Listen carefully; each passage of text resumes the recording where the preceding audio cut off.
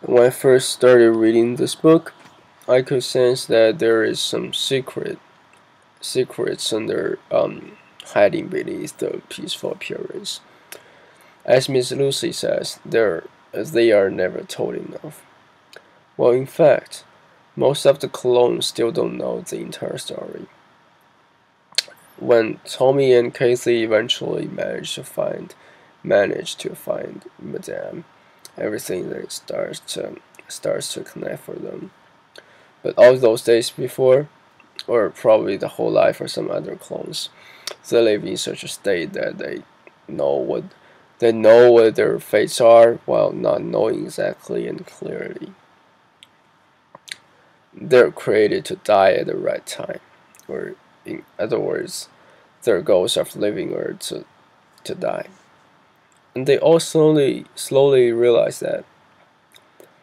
I was always wondering why they don't escape or even end up suicide instead of complete.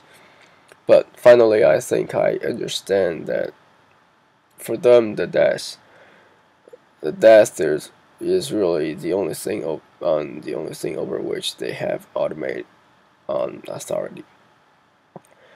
This little control over their own life become probably the sole reason of they staying alive.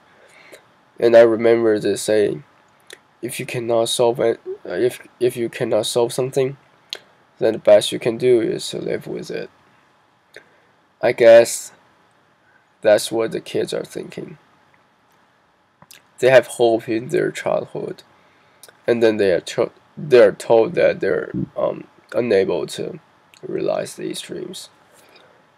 I was almost knocked down by the sense of hopelessness when I was reading it.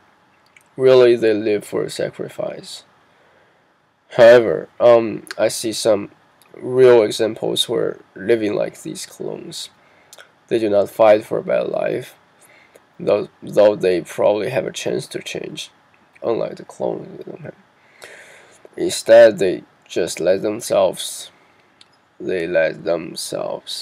rot in their society, doing what they're expected to do, even though their jobs are probably not they want.